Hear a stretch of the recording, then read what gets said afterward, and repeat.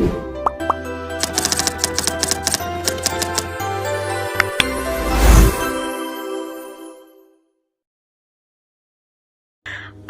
warahmatullahi wabarakatuh. Perkenalkan, nama saya Agus Fitria dengan NIM A1011231310 akan mempresentasikan tentang hasil analisis tindak penganiayaan akibat konflik interpersonal dalam tinjauan kriminologi.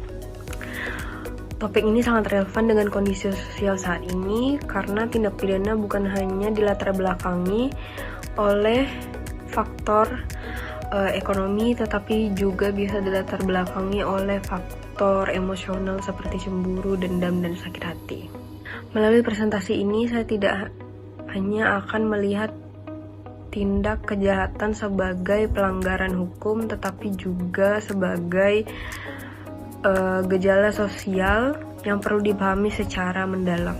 Dimulai dengan latar belakang dari kasus yang saya ambil, di mana kekerasan akibat konflik interpersonal seperti penganiayaan sering dipicu oleh emosi negatif seperti cemburu, dendam, atau ketersinggungan pribadi.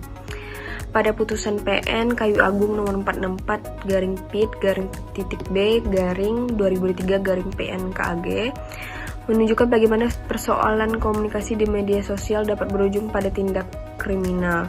Ketika terdakwa Abdurrahman alias Karim menganiaya korban dengan pukulan, tendangan, dan senjata tajam karena motif cemburu. Perbuatan ini tidak hanya menimbulkan luka fisik dan psikis, tetapi juga kekerasan sosial. Dan secara hukum pidana, kejahatan adalah perbuatan yang melanggar aturan tertulis. Sedangkan secara kriminologi, kejahatan dipahami sebagai perilaku yang merugikan dan ditolak masyarakat. Oleh karena itu, penganiayaan perlu ditelaah melalui perspektif hukum kriminologi agar akar penyebab, motif, dan dampaknya dapat dipahami secara utuh untuk mendorong upaya pencegahan yang lebih efektif. Mari kita lihat bagaimana sosial media yang seharusnya menjadi sarana komunikasi tetapi disalahgunakan justru memicu tindak pidana. Mulai dengan deskripsi kasus. Pada Selasa 30 Mei 2023 sekitar pukul 7 WIB di Desa Pematang Panggang, Kecamatan Mesuji, Kabupaten Ogan Komariang Ilir, terjadi penganiayaan oleh terdakwa terhadap Abimayu alias bin Joko Siswandi yang dipicu rasa cemburu karena korban pernah mengirim pesan melalui Facebook kepada istri terdakwa yang merupakan mantan pacarnya. Awalnya keduanya sempat bertengkar dan dilarikan warga, namun setelah hujan reda terdakwa kembali mengejar korban sambil membawa pisau. Pertengkaran berlanjut hingga terdakwa memukul dan menendang korban, lalu menusukkan pisau yang akhirnya mengenai tumit kaki kanan korban. Akibat perbuatannya, korban mengalami luka memar di kepala dan luka terbuka pada telapak kaki kanan, sebagaimana dibuktikan dalam visum et repertum. Sementara pisau yang digunakan terdakwa kemudian dibuang ke sungai. Berlanjut kepada analisis teori, saya menggunakan dua teori yang sangat bersinggungan dengan kasus yang saya ambil, yaitu teori strand dan teori kontrol sosial. Teori strand, khususnya general strand teori, yang dikemukakan oleh Robert Agnew, menjelaskan bahwa kejahatan muncul sebagai respon terhadap tekanan emosional dari pengalaman negatif interpersonal. Kasus penganiayaan yang dilakukan Abdurrahman alias Karim terhadap Abimayu Adis dapat dianalisis melalui perspektif ini karena tindakannya bukan didorong oleh motif ekonomi, melainkan tekanan emosional berupa cemburu dan kemarahan akibat komunikasi korban dengan istrinya melalui media sosial. Fun fact-nya, teori strand ini mempunyai 3 jenis, yaitu yang pertama berfokus kepada masalah ekonomi, masalah kejahatan yang dilatar belakangi oleh masalah ekonomi, dan yang kedua adalah dilatar belakangi oleh masalah sosial seperti tidak bisa mencapai tujuan-tujuan tertentu. Namun pada kasus ini saya hanya mengambil fokus kepada general strand yang didasarkan pada emosional. Tekanan yang muncul tersebut menimbulkan emosi negatif yang intens, seperti perasaan terancam dan harga diri yang dilukai, sehingga terdakwa melampiaskan frustasinya melalui kekerasan fisik berupa pukulan, tendangan, dan penggunaan senjata tajam. Selanjutnya itu perspektif kontrol teori dari Travis Hirschi, menekankan pentingnya pengendalian sosial dalam mencegah perilaku menyimpang. Dalam kasus ini 3 unsur utama yaitu social bond, attachment, komitmen, dan involvement tidak berfungsi efektif. Attachment yang seharusnya menumbuhkan kepatuhan justru memicu cemburu.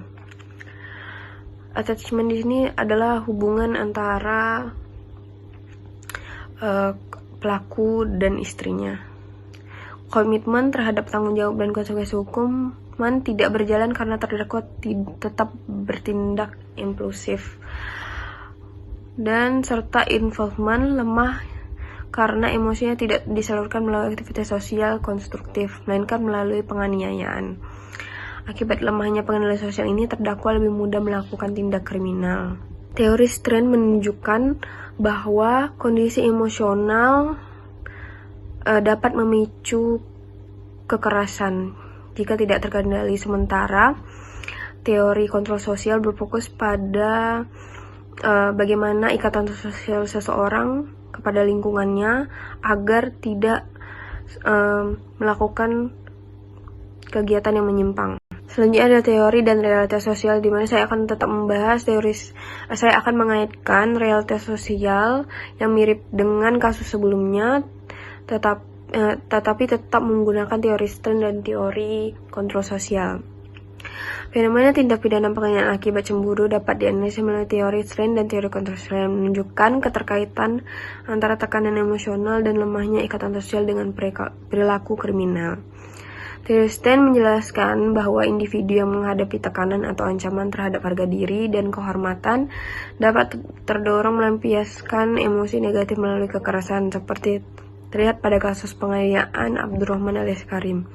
Sementara itu, teori kontrol sosial menekankan bahwa lemahnya keterikatan individu dengan keluarga, sekolah, dan masyarakat melalui attachment, komitmen, involvement, dan belief memudahkan seseorang melakukan penyimpangan seperti yang tampak pada fenomena KDRT, tawaran maja, atau keliti di Jogja.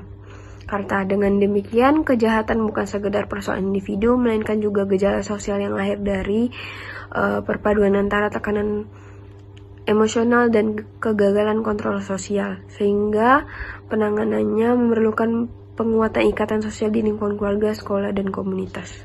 Selanjutnya adalah kelebihan dan kelemahan pada teori Strand dan teori kontrol sosial. Pada teori Strand, kelebihannya adalah dapat menjelaskan bagaimana tekanan emosional cemburu dapat berubah menjadi agresi dan relevan dengan motif pribadi yang lahir dari frustasi.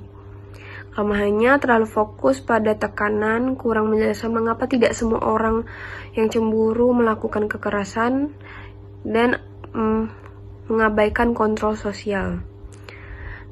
Serta kaitannya dengan kasus Abdurrahman adalah Abdurrahman mengalami strain emosional karena interaksi korban dengan istrinya yang ia anggap mengancam kehormatan dan mendorong tindak penganiayaan.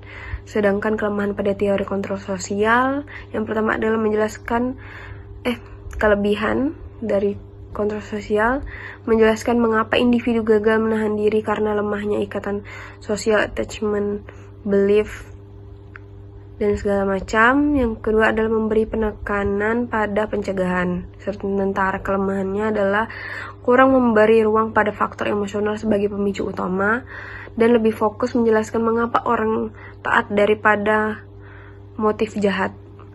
Sedangkan kaitannya dengan kasus Abdurrahman adalah Abdurrahman memiliki kontrol diri yang lemah serta tidak mampu menahan emosi, ditambah lemahnya intervensi sosial saat kejadian kekerasan tetap terjadi. Pada bagian terakhir dari poin, saya akan membahas upaya penanggulangannya. Mencegah terulangnya tindak pidana penganiayaan yang dipicu oleh faktor emosional seperti cemburu diperlukan solusi yang komprehensif dari aspek hukum.